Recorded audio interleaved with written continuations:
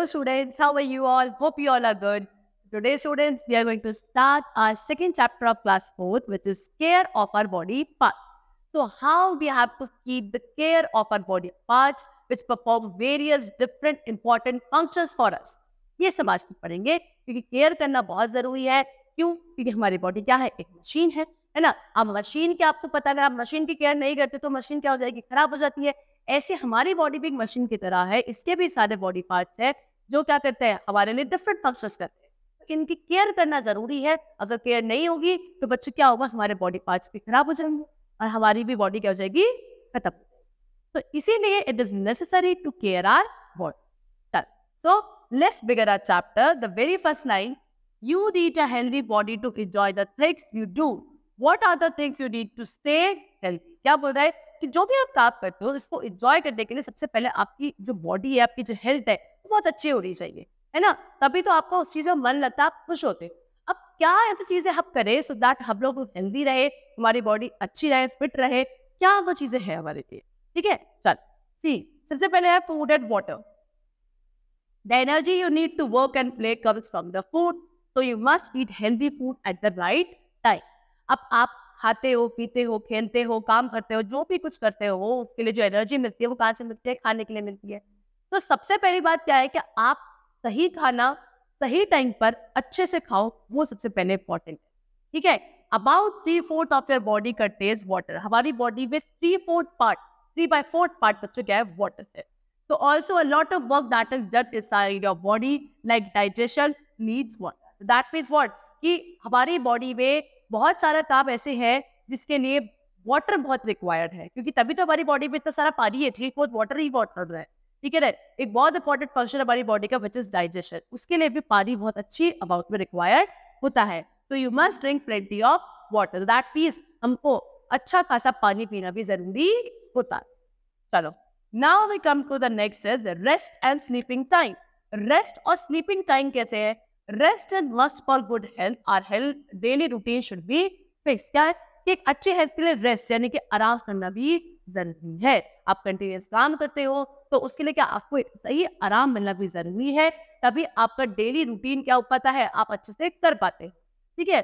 We should go to bed for sleeping around 9 o'clock to 10 o'clock in the night. क्या बोल रहे हैं कि रात में 9 o'clock से 10 o'clock तक हमको रात में टाइम से सो जाना चाहिए. ठीक है. We should leave the bed early in the morning. और सुबह हमको टाइम से बिल्कुल अर्ली इन द मॉर्निंग उठ जाना चाहिए. ठीक है. It is true that early to bed and early to rise makes a man healthy wealthy and wise. तो ये बचपन से हम लोग सुनते आ रहे हैं ना, क्या कि early to bed early to rise makes a man healthy wealthy and wise. अगर आप रात में टाइम से सोते हो, सुबह टाइम से उठते हो, तो आप हेल्दी वेल्दी और वाइज अच्छे से रह पाओगे. तो ये सच है, इसीलिए बोला है कि टाइम से रात में सो जाओ और सुबह टाइम से उठ जाओ. Now we come to next care of teeth. तो अब आपको बताया कि कैसे आप अपने डिफरेंट बॉडी पार्ट्स की केयर कर सकते हो. सबसे पहले आपको बताया टीथ, दांतों की कैसे केयर करी जाए. See, we should rinse our mouth after getting up in the morning. We should brush our teeth regularly twice a day to keep our teeth and gums healthy. क्या मॉर्निंग में सबसे पहले उठ के आपको अपने माउथ को रिंस करना चाहिए. उसके बाद सुबह आप क्या करेंगे? अच्छे से अपने टीथ को ब्रश करें. ठीक है. और फिर उसके बाद क्या रात में खाना खाने के बाद रात को सोने से पहले भी आप अपने टीथ को अच्छे से ब्रश करेंगे, सो दैट आपके टीथ और गम्स यानी कि जो मसूड़े होते हैं वो अच्छे से हेल्दी रहे, क्लीन रहे. Okay. We should brush our teeth in a proper way. अच्छे से प्रॉपर वे में आप ब्रश करेंगे टीथ को. We should not brush very forcefully. बहुत ज्यादा फोर्सफुली आपको अपने टीथ ब्रश नहीं करने चाहिए. If you do so then the protective layer of the teeth which is enamel will be damage. ऐसा क्यों कि आपको फोर्सफुली नहीं करने चाहिए? क्योंकि बच्चा हमारे टीथ पे एक प्रोटेक्टिव लेयर देती है, इसका नाम है एनामल. अगर आप बहुत फोर्सफुली करोगे तो वो खराब होने लगेगी एनामल. फिर आपके टीथ को कौन प्रोटेक्ट करेगा? इसीलिए बहुत ज्यादा फोर्सफुली दांतों को ब्रश नहीं करना चाहिए.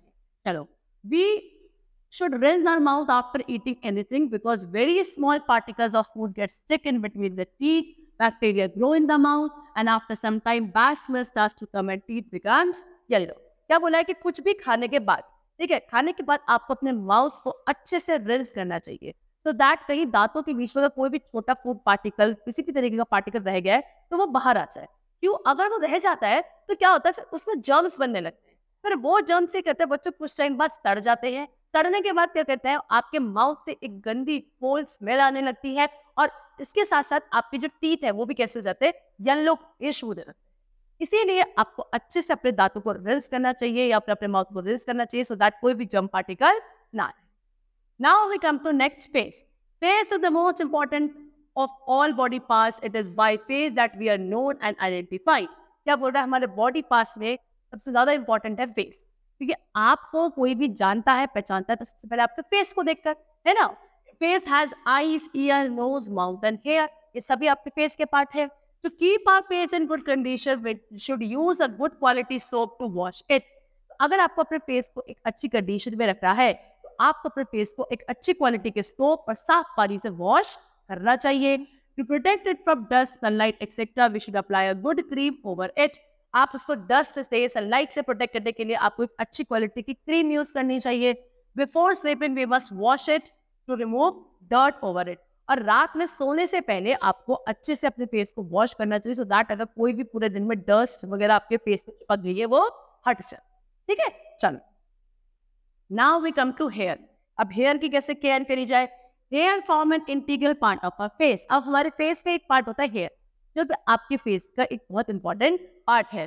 We should wash our hair using a good shampoo, apply oil in hair and comb them regularly to keep them in good shape. तो क्या करना चाहिए, हमको अपने हेयर को अच्छे से एक अच्छी क्वालिटी के शैम्पू से साफ करना चाहिए, ठीक है, और उसके बाद उसमें आपको ऑयलिंग भी करनी चाहिए और प्रॉपर्ली उसको फॉर्म करना चाहिए, सो दैट वो अच्छे से क्या रहे, अच्छी शेप में, अच्छे टेक्सचर में रहे। Now we come to care of sense organs. अब आपको पता है कितने सेंस ऑर्गन्स होते हैं, हम लोग बचपन से पढ़ते आते हैं कि हमारे पास we are having 5 sense organ, है ना, eyes, ear, nose, tongue and skin. अब इनकी केयर करना भी बच्चों उतना ही जरूरी है जितना बाकी बॉडी पार्ट्स का, क्योंकि सेंस ऑर्गन ही तो हैं जो आपको अपने एनवायरनमेंट में चीजों को सेंस करने में, फील करने में हेल्प करते हैं। See sense organs are very delicate organs, so we should take care of them properly. बहुत ही डेलिकेट, बहुत ही कैसे सेंसिटिव ऑर्गन्स होते हैं सेंस ऑर्गन्स, तो हमको उनका ध्यान बहुत अच्छे से रखना चाहिए। Eyes are very important and most sensitive part of our body. We should wash our eyes with clean and cold water many times a day. क्या है, आपकी बॉडी का, आपके सेंस ऑर्गन में सबसे ज्यादा इंपॉर्टेंट और सेंसिटिव ऑर्गन है वो क्या, आपकी eyes.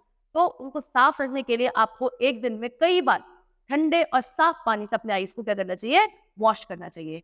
We should not rub our eyes with dirty hands or clothes. गंदे कपड़े, गंदे हाथों से अपनी आईज को रब नहीं करना। It may cause infection। क्यों, क्योंकि इससे इन्फेक्शन हो सकता है, ठीक है। Ears are also very delicate organs of the body. अब अगर आप ईयर्स की बात करें तो वो भी बॉडी का काफी डेलिकेट ऑर्गन है। कैसे, we should not clean our ears with mastic और पॉइंटेड थिंग्स। तो इसीलिए उसकी केयर करने के लिए क्या, मैस्टिक हो गई है ना, माचिस की तीली वगैरह हो गई, पेंसिल हो गया, ऑयल पेन हो गया, ये कोई भी शार्प ऑब्जेक्ट आप यूज नहीं करोगे अपने कानों को साफ करने के लिए। We should use only earbud. तो ईयरबड आती है, उनको यूज करोगे आप सिर्फ, ठीक है। We should not pour oil in our ears, और ना ही जो ऑयल होता है तेल भी नहीं डालना चाहिए कानों में, पानी अवॉइड करना चाहिए, सो दैट पानी भी कानों में ना जाए। Next is nose. Nose is also an important sense organ. We must not insert our fingers और pointed things in the nose. क्या बोला है कि हमारा एक और इम्पॉर्टेंट सेंस ऑर्गन है नोज, तो अपनी फिंगर्स को या कोई भी पॉइंटेड चीजों को आप अपनी नोज में नहीं डालोगे। इट मे हार्म अस, क्योंकि उससे भी आप हार्म हो सकते हो। We should clean our nose daily with a clean cloth. तो क्या, एक साफ कपड़े से आपको अपनी नोज को क्लीन करना चाहिए। Next we come to tongue. Tongue is an important organ of our body. It help us to say different things. We should clean our tongue daily while brushing. तो हमारी बॉडी का एक अच्छा और important organ है टंग, क्योंकि इसी की हेल्प से आप अलग चीजों को, अलग अलग टेस्ट्स को क्या कर पाते हो, आइडेंटिफाई कर पाते हो। तो क्या, आपको जब आप ब्रश करते हो तो आपको उसी वक्त अपनी टंग को भी प्रॉपरली एक टंग क्लीनर से क्या करना चाहिए, क्लीन करना चाहिए, ठीक है। चलो, now the last sense organ is skin. Skin is very sensitive part of our body. Dust particles and disease causing germs settle to our body. क्या बोला, हमारी बॉडी का काफी सेंसिटिव पार्ट है स्किन। आपके जो डस्ट पार्टिकल्स होते हैं, जर्म्स वगैरह होते हैं, ये सभी कहाँ, आपकी बॉडी पे ऐसे चिपक जाते हैं। तो we should clean our skin with antiseptic lotion और सोप। तो फिर अब वो कहाँ चिपक गए, आपकी बॉडी पे, यानी कि आपकी स्किन पर आ जाते हैं। आपको एक अच्छा एंटीसेप्टिक लोशन से या सोप से अपनी बॉडी को अच्छे से साफ करना चाहिए, सो दैट जो भी डस्ट पार्टिकल, जर्म्स आपकी स्किन पर है वो हट जाए और आपकी स्किन क्लीन, ठीक है। Chal students, that's all for the chapter. The chapter is completed. Hope you all liked it. Thank you everyone.